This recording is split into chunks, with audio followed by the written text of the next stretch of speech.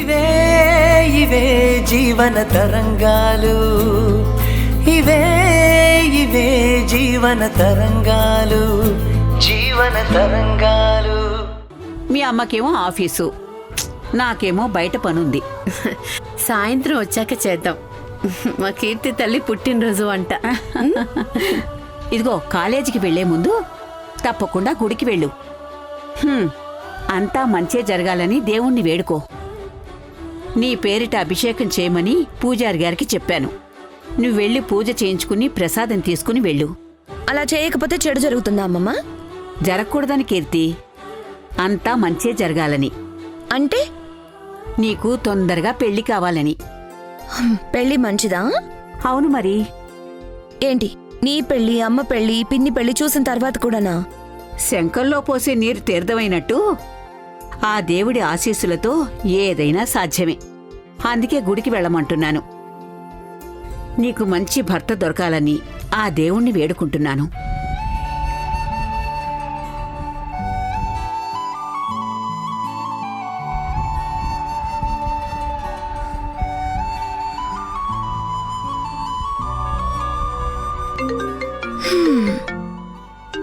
Phone వస్తుంది.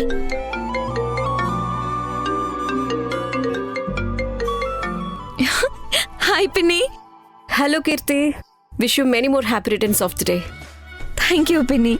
నా birthday రోజు గుర్తు పెట్టుకుని మరీ బొకే పంపించావు. So sweet of you. ఎలా మర్చిపోతాను? ఇన్ని రోజులంటే దూరంగా ఉన్నాను కాబట్టి కుదరలేదు. అయినా నువ్వు పుట్టినప్పుడు మీ అమ్మ దగ్గర కంటే నా దగ్గరే ఎక్కువ ఉండేదానివి. నిజమా పిన్ని? అవును, రాత్రంతా ఏడుస్తూ మీ అమ్మను నిద్రపోనిచ్చేదానివే కాదు. మీ అమ్మ బాలింత కదా, రెస్ట్ అవసరమయ్యేది. అందుకే నేను నిన్ను ఒళ్ళో వేసుకొని తెల్లవార్లు జో కొట్టేదాన్ని. మార్నింగ్ స్కూల్లో నిద్రపోయేదాన్ని, స్కూల్లో టీచర్లతో తిట్లు తినేదాన్ని. ఏంటి పిన్ని, నా వల్ల? సారీ పిన్ని. అయితే నేను చిన్నప్పుడు బాగా ఏడ్చేదాన్నా? గుక్క పెట్టి మరీ ఏడ్చేదానివి. ఇప్పుడు కూడా అంతేనా? అవసరమైతే ఏడిపిస్తాను, అనవసరంగా ఏడ్చేదే లేదు పిన్ని. నా చేతుల్లో పెరిగావు, ఆ మాత్రం స్ట్రాంగ్ గా ఉండాలి. ఇంకా ఏంటి ప్రోగ్రామ్? నథింగ్ పిన్ని. ప్రస్తుతానికి ఒక క్లాస్ ఉంది, కాలేజ్కి వెళ్ళాలి. అక్కడి నుంచి మీరు హోటల్లో టేబుల్ బుక్ చేశారు కదా, ఆ కూపన్స్ తీసుకుని మధ్యాహ్నం లంచ్కి వెళ్ళాలి, అంతే. ఇంట్లో ఏమీ చేయడం లేదా? సాయంత్రం పిన్ని. గెస్ట్ని పిలుస్తున్నారా? లేదు పిన్ని, నా ఫ్రెండ్ శ్రియ వస్తుంది అంతే. అయితే నేను కూడా మీ ఇంటికి వస్తున్నా, నీ బర్త్డే సెలబ్రేషన్స్ ని ఎంజాయ్ చేయడానికి. ఓ కమాన్ పిన్ని, తప్పకుండా రండి. నేను చాలా హ్యాపీగా ఫీల్ అవుతాను. లేదులే, ఊరికే అన్నా. వస్తే అక్కడ మా అమ్మ ఉంటుంది. ఇంకా మా అమ్మకి నా మీద కోపం తగ్గలేదు. ఈ ఊర్లో పోస్టింగ్ సంపాదించినంత ఈజీగా మళ్ళీ మా అమ్మ మనసులో స్థానం దక్కుతుందనుకోవటం లేదు. అమ్మ మళ్ళీ మాట్లాడుతుందో లేదో చూడాలి. ఇక మీ నాన్న కూడా అంతే. నాన్నకి ఎవరితో ఏం మాట్లాడాలో తెలియదు పిన్ని. సరే అవన్నీ వదిలే, ఈరోజు హ్యాపీగా ఉండు. నీతో పాటు లంచ్కి ఎవరెవరిని ఇన్వైట్ చేస్తున్నావు? నా ఫ్రెండ్ శ్రియని తీసుకెళ్తున్నాను పిన్ని. ఏది ఆ చిన్నప్పుడు అస్తమానం ముక్కులో వేలు పెట్టుకుని ఉంటుండేది ఆ పిల్లేనా శ్రియ అంటే? ఏంటి, శ్రియ చిన్నప్పుడు ముక్కులో వేలు పెట్టుకునేదా? అదే ఇప్పుడు షేక్ హ్యాండ్ ఇస్తేనే శానిటైజ్ చేసుకుంటుంది తెలుసా? అబ్బో, ఒకరోజు ఏమైందో తెలుసా? శ్రియ వాళ్ళమ్మ అక్క దగ్గరకు వచ్చి శ్రియ ముక్కులో వేలు పెట్టుకోవడం మానిపించాలని అడిగింది. అప్పుడు అక్క శ్రియ వేలికి కారుపొడి పెట్టమని చెప్పింది. పాపం శ్రేయ ఆ కారుపొడి వేలు ముక్కులో పెట్టుకుని ఒక్కటే ఏడుపు అనుకో. ఆ రోజులు మళ్ళీ రావు, గోల్డెన్ డేస్. ఈ రోజు కలిసినప్పుడు శ్రియని అడుగుతాను పిన్ని, కారం పొడి వేలు గుర్తుందా అని. సరే సరే, నాకు ఆఫీస్కి లేట్ అవుతుంది, నేను మళ్ళీ చేస్తాను. Once again happy birthday. Bye పిన్ని. బాయ్.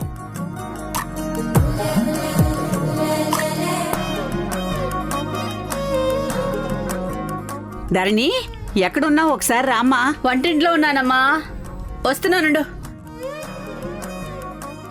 ఏంటమ్మా? బుద్ధి లేదే నీ కొడుక్కి? ఏమ్మా, ఏమైంది? వాడేం చేశాడు ఇప్పుడు? చెల్లి పుట్టినరోజుకి ఏదైనా గిఫ్టో డ్రెస్సో తీసుకుని రావచ్చు కదా. కనీసం ఫోన్ చేసైనా మాట్లాడొచ్చు కదా. వాడే చాలా అప్పుల్లో ఉన్నాడు. ఇప్పుడు ఈ ఖర్చు అంటే వాడితోనే అవుతుందో లేదో. అయినా వాడెప్పుడు ఇంతే కదమ్మా, వాడి లోకం వాడితే. వాణ్ణలా పెంచావు మరి. త్వరలోనే తండ్రి కూడా కాబోతున్నాడు. ఇంకా లౌక్యం ఎప్పుడు నేర్చుకుంటాడే? నువ్వు ఫోన్ చేసివు, వాడితో నేను మాట్లాడతాను. ఉమ్.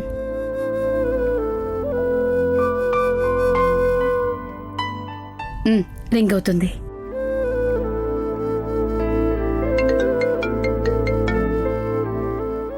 హలో, నువ్వు ఒట్టి మొద్దువురా.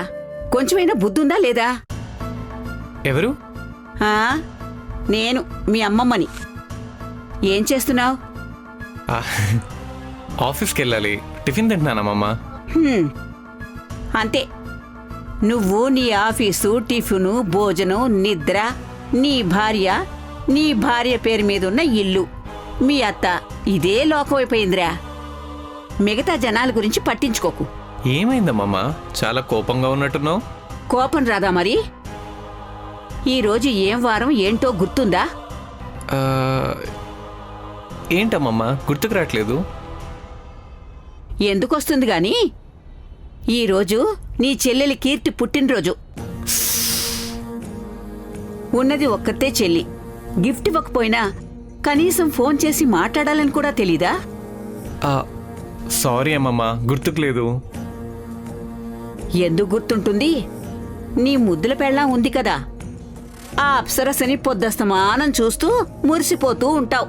ఇక మేమెందుకు గుర్తొస్తాం? అమ్మా, చెల్లి, అమ్మమ్మ, మేమెవరూ వద్దారా నీకు? అమ్మమ్మ, ఆ, అదే. నీకు డబ్బులు అవసరమైనప్పుడు కీర్తి కాలేజీ వరకు వెళ్ళావు, నన్ను కలవడానికి గుడి వరకు వచ్చావు. అంటే నీకు అవసరం ఉంటే తప్ప గుర్తుకురావా? సారీ అమ్మమ్మ, ఇప్పుడేం చేయాలో చెప్పు. అది కూడా నేనే చెప్పాలా? కీర్తికి ఫోన్ చేసి పుట్టినరోజు శుభాకాంక్షలు చెప్పు, తను సంతోషపడుతుంది. అలాగే అమ్మమ్మ. డబ్బులు గాని గిఫ్ట్ గాని ఇవ్వడానికి ఎలాగూ మనసు రాదు. ఇవ్వాలనున్నా నువ్వే అప్పుల్లో ఉన్నావని అనుకుందాం. కనీసం ఫోన్ చేసి మాట్లాడితే నీ నోటి ముత్యాలేమైనా రాలిపోతాయా? పుట్టినరోజు నాడు అన్నయ్య ఫోన్ చేశాడని కీర్తి సంతోషపడుతుంది కదా. కీర్తికి ఇప్పుడే కాల్ చేస్తానమ్మమ్మ. సరే, అన్నీ నేనే చెప్పాలి. పేరుకు ముందు 3 డిగ్రీలున్నాయి. ఎందుకు దండగా? ఇదిగో, నేను కాల్ చేసి చెప్పమన్నానని కీర్తికి చెప్పకు. సరే అమ్మమ్మ. ఇదిగో, నీ పెళ్ళాం నోరు ఊరికే ఉండదు. ముందుగా తనకేమీ చెప్పకు. ఎప్పుడూ ఎవరో ఒకరి మనసు బాధ పెడుతూనే ఉంటుంది. లేదులే అమ్మమ్మ. అమ్మమ్మ ఫోన్. ఈరోజు కీర్తి బర్త్డే అట, కాల్ చేయమని చెప్పింది. మీ చెల్లెలు పెద్ద ఎలిజబెత్ మహారాణి గారు శివగామిదేవికి కాబోయే కోడలు. ఆవిడకెళ్ళి హారతిచ్చి కానుకలు సమర్పించాలా? అది కాదు, ఫోన్ చేసి విషెస్ చెప్పమన్నారు అంతే. తనకి 23 ఏళ్ళొచ్చాయి. ఇంకా స్కూల్కి వెళ్లే పిల్లనా? పుట్టినరోజు వేడుకలు చేసుకోవడానికి లెక్చరర్గా పనిచేస్తుంది. చక్కగా ఒక అబ్బాయిని వెతికి పెళ్లి చేయాల్సింది పోయి, చిచి, అయినా ఫోన్ చేసి మరి విష్ చేయమని అడుక్కుంటారా ఏంటి? కీర్తి అడగలేదు కదా, అమ్మమ్మ చెప్పింది. ఎవరి కోసం? నా చెల్లికే కదా కాల్ చేయమంది. ఎవరి శత్రువు కాదు కదా. జస్ట్ కాల్ చేసి విషెస్ చెప్తే సరిపోతుంది. లక్షణంగా చేసుకోండి.